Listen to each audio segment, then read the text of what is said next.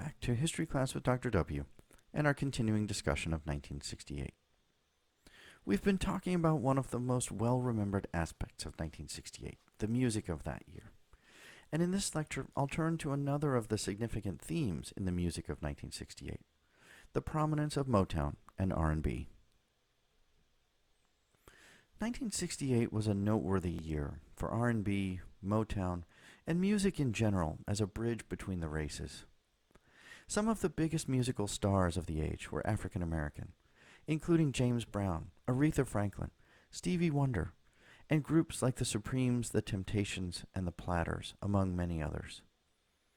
Otis Redding, who died tragically on December 10, 1967, had one of the year's biggest hits and an enduring, beautiful song, Dock of the Bay.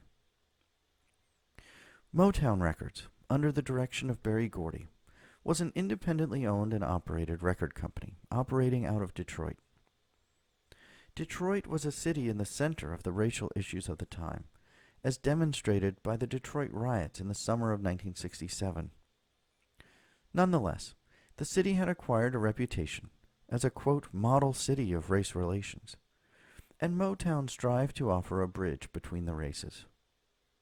While the music was produced primarily by black artists, singers, and producers, it was enormously popular with white audiences as well. According to historian Gerald Early, quote, Gordy was able to manipulate brilliantly both his black and his white audiences by having Motown figure vaguely as a, quote, race company to satisfy certain nationalistic yearnings for blacks, while presenting it as an assimilationist success story for whites. Gordy and Motown churned out a string of hits in the 1960s, leading to its well-known slogan, "The sound of young America, Motown, Hitsville, USA." Motown released many of the best-selling and most fondly remembered albums of the 60s, but two of the biggest in 1968 were the Supremes' Reflections and Aretha Franklin's Lady Soul. Reflections was released in 1968 after the assassination of Martin Luther King, in the midst of difficult times for the company. The songwriting team of Brian Holland, Lamont Dozier, and Eddie Holland, known as HDH, had departed Motown early in the year amidst a bitter contract dispute. Several other artists, writers, and producers were in disputes as well, or had left. HDH was the primary songwriting team for the Supremes, yielding a string of #1 hits. While all the female vocalists in the group took turns as lead, Gordy decided to change the name and focus of the group to Diana Ross and the Supremes, moving Ross to the forefront. Ross had a thinner and more girlish voice than some of the other singers, and notably different from Aretha Franklin's, preserving a sense of girlish innocence in the group. Much of the music of the Supremes, and on the album Reflections, presents a whimsical, light-hearted approach to love.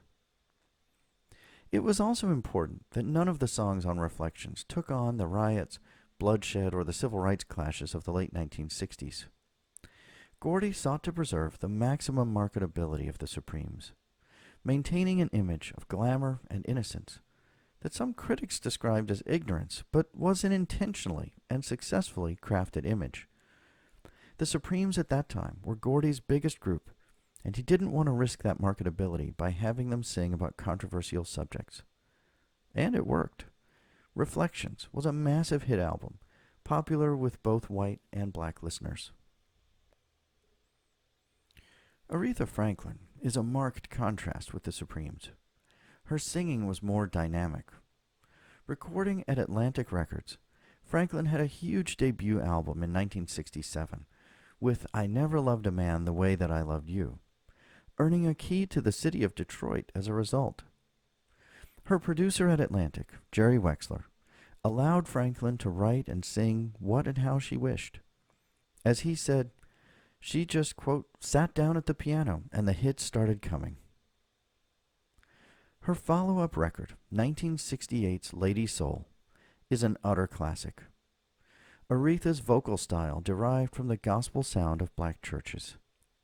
As the daughter of the Detroit minister C.L. Franklin, Aretha studied under Mahalia Jackson and Clara Ward. She had pitch-perfect four-octave range and belted out and even shouted lyrics in some of her songs, conveying a power and mastery that was far different from the Supremes. While the Supremes offered white audiences a safe and carefully controlled image, Aretha simply put herself out there, in keeping with the mantra of the era, "Black is beautiful." Her subject matter and lyrics were also bolder. In the wake of King's murder, Aretha wrote the powerful song, "Think," and she took on matters of femininity and love more directly than the Supremes. Many of her songs address issues of failed relationships or the struggles of love. She had another huge hit in 1968 with RESPECT, Respect, which became a feminist anthem.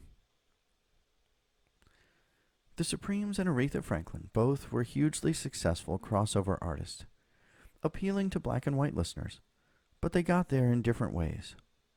They are just two examples, showing how the music of 1968 served as one way to help work through the racial problems in America and bring the races together. Another signature black artist of 1968 was James Brown. The godfather of soul, as I described in a previous lecture, gave an important concert after the death of Martin Luther King, which helped maintain calm in Boston as the country was racked by race riots. Later in the year, Brown released one of the great anthems of that or any era, "Say It Loud." Brown wrote the song after visiting Los Angeles and witnessing the unhappiness of blacks in the streets. He sensed black pride waning after the murder of Martin Luther King Jr. The song's memorable chorus, almost a chant more than singing, included a crowd of children shouting, "I'm black and I'm proud." Black rapper Chuck D later described the impact of the song, saying, "The sheer magnitude of Say It Loud was an implanted, soundtracked theme into understanding that our minds, bodies, and souls were black and beautiful." Another of the bands on the rise in 1968 was Sly and the Family Stone, a large, eclectic, and racially integrated group that offered rousing sing-along songs, often about the process of singing and recording or about racial cooperation. The first major, fully integrated band in rock history, the group included 2 Caucasian members and 2 female members, offering a powerful visual image to go along with their lyrics. Their biggest hit of the year was "Everyday People," released in 1968 but topping the charts for 4 weeks early in 1969. The message of Everyday People is plain. We are all human beings, and we should try to understand each other and work together. I would be remiss if I didn't mention one of the greatest songs of the year, Otis Redding's "Sittin' on the Dock of the Bay." Redding recorded the song in 1967, just 3 days before his tragic death in a plane accident on December 10, 1967. Stax Records released the song posthumously in 1968, and it became the first posthumously released song to reach #1 on the U.S. charts.